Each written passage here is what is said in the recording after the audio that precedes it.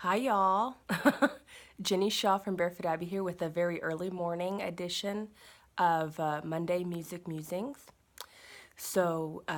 Today I just was able to get up and the boys slept in. So I've already done the critters and I'm back in the house, took my boots off. So I thought I might be able to knock this out too before everybody woke up. So we'll see how long I can go before that happens.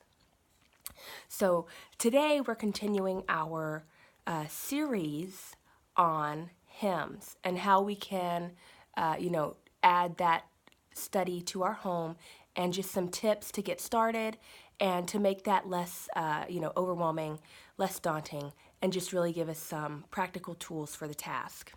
And today we're going to focus on the diction and vowels. So how we are saying the words, because that's a big deal. If you can't understand what's being sung, that text, then there's not a lot else you can do with that. That's one of the main points. We want to convey that text in a certain way, and we're adding emotion to it with the music. So the text really has to be understandable.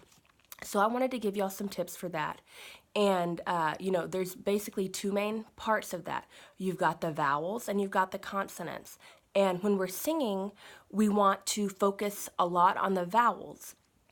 And we want to sing through the vowel and just basically tack on the consonants on either end, or if they're in the middle, hit them, but then move on straight to the vowel again.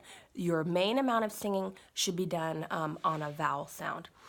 And another thing I wanted to touch on regarding vowels is that there's sometimes some confusion about how those are made. Is it your lips? Is it the shape of your mouth? How are you getting this?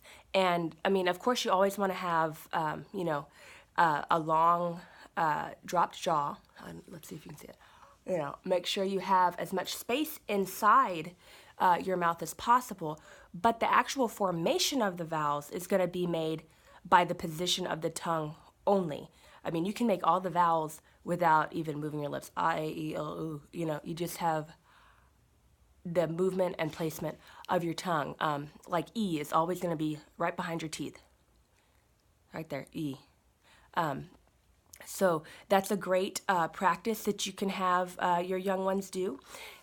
Just making those different vowel sounds and see if they can keep the rest of their face still while doing that.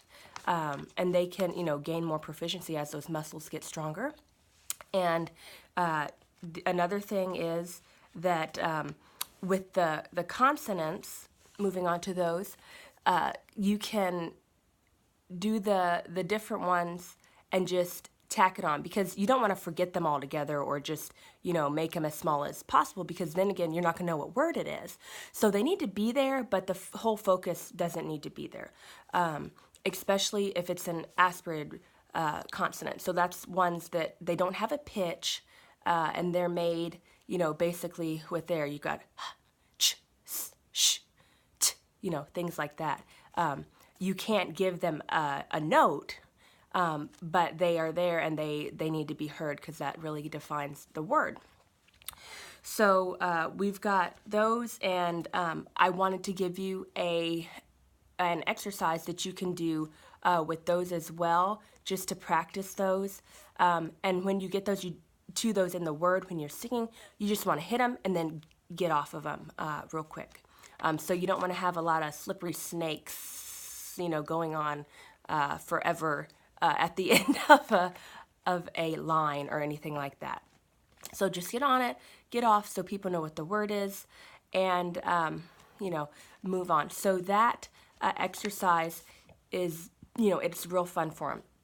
So you're just going to take those aspirated sounds, and it goes 4, and then, or you're going to go 8 in a row for the 4, and then at the very end, the one that has W, P, and T together, you'll just do that 4 times.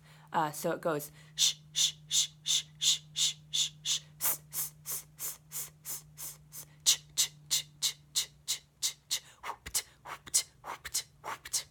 So you're just doing all those sounds all together, and it's fun. It's almost like a train. So they'll have a lot of fun with that. My boys sure do.